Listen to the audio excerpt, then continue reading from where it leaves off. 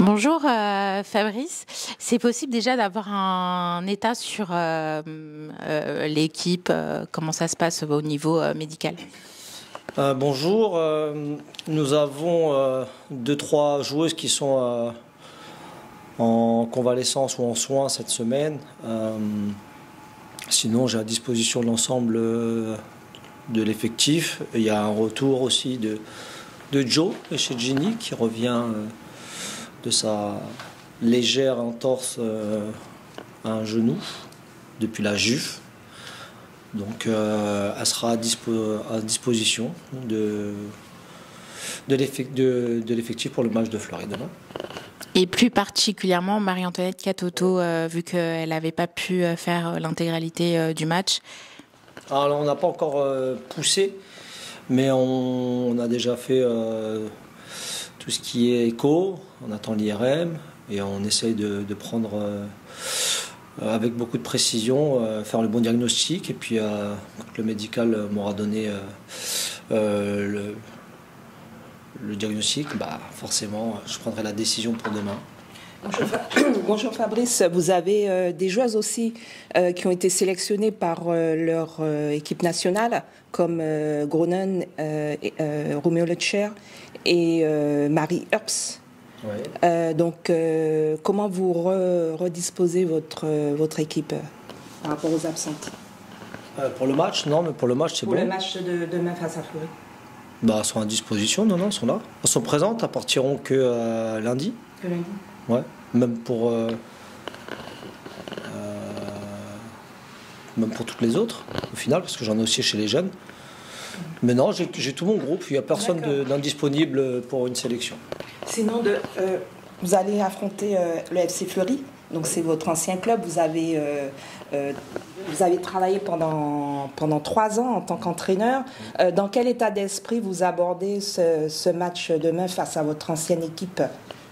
Déjà, en tant qu'entraîneur du Paris Saint-Germain, je ne me suis pas trompé de couleur ou d'écusson.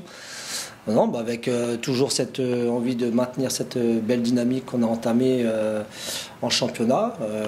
On a évacué un de nos objectifs et c'était une grosse déception de la Juve. Et depuis, on a bien rebondi et on essaye et on souhaite bien sûr de continuer à gagner des matchs, à occuper le haut du tableau pour être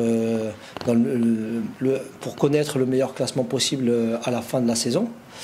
Et on sait qu'on a du travail et des automatismes à mettre en place et à continuer à mettre en place. Et puis on est dans le bon sens par rapport à ça. Donc on aborde ce match avec et de la confiance et de la vigilance, bien sûr.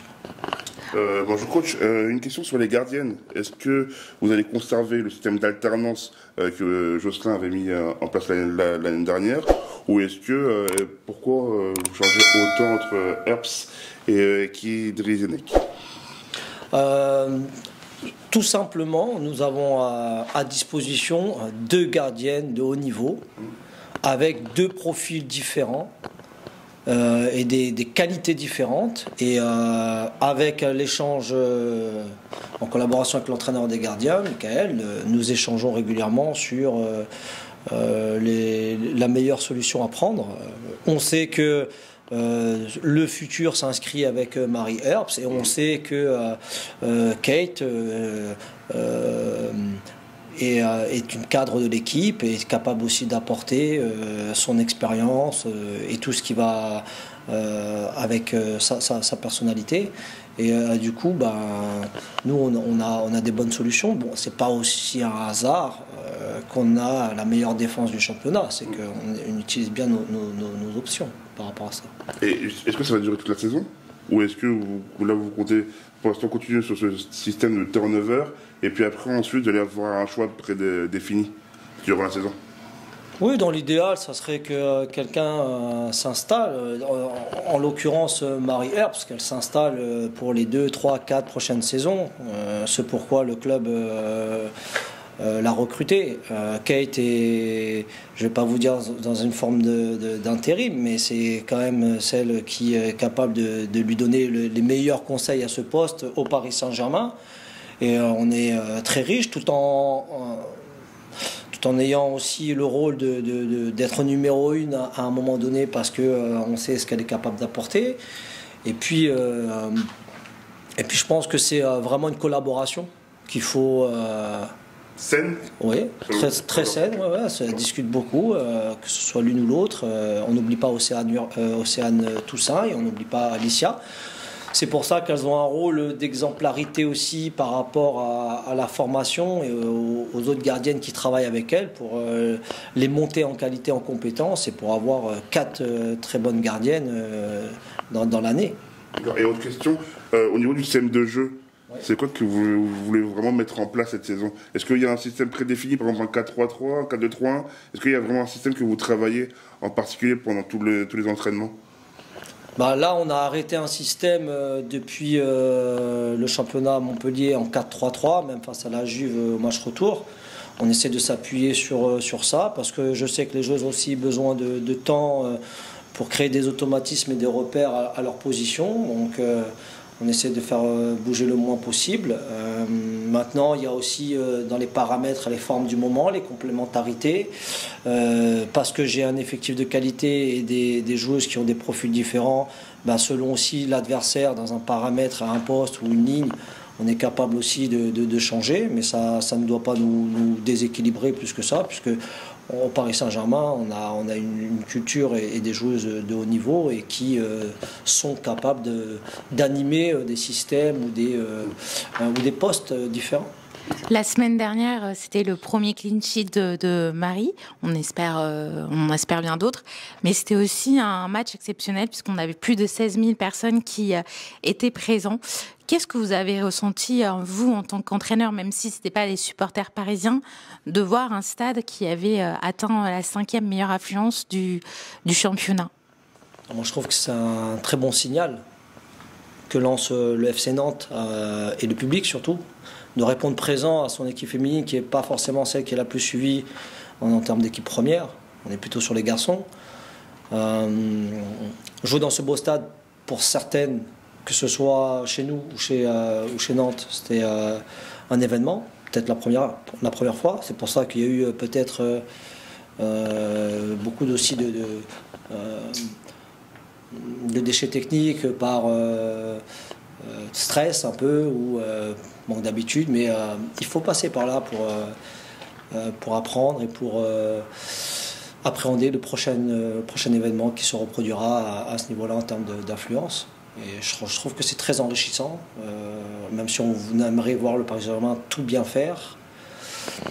Je pense qu'il y a aussi une forme d'apprentissage, parce que vous avez vu qu'on était une des équipes les plus jeunes d'Europe, donc ça veut dire qu'aussi on doit apprendre, mais on n'oublie pas les échéances et l'ambition qu'on a dans le jeu et dans les résultats.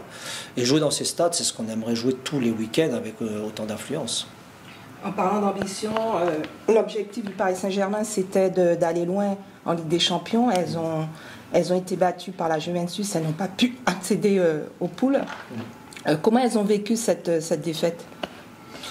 Comme tout le monde, comme quelque chose de surprenant, mais ensuite, de façon pragmatique, lorsque on se dit nous avons l'objectif d'aller le plus loin possible en Ligue des Champions, il ne faut pas oublier qu'il y a un tour préliminaire. Donc je pense que le premier objectif, c'est de passer le tour préliminaire, de se qualifier, ensuite d'envisager plus et affinité.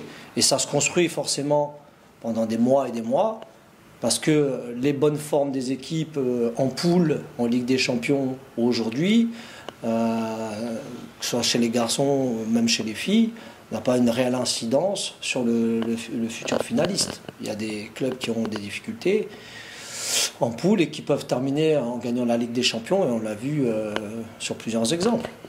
Oui, il fallait déjà rentrer dans ces poules, dans le tirage, être présent. Une dernière question.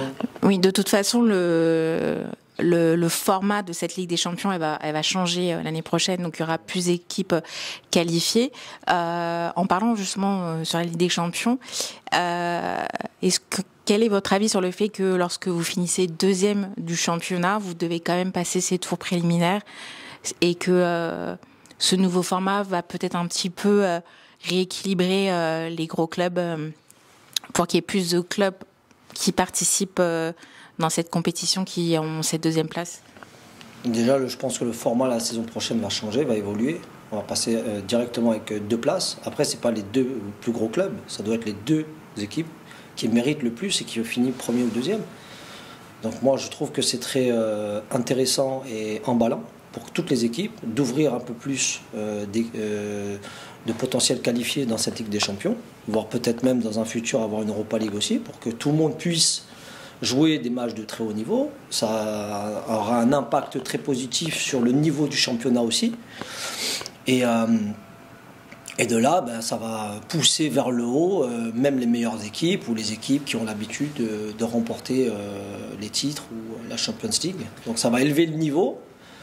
Et puis plus il y a d'équipes, plus il faut former, plus il faut jouer aussi, plus de joueuses qui vont jouer au foot au haut niveau. Et puis voilà, je pense que pour le développement du football féminin, c'est très important.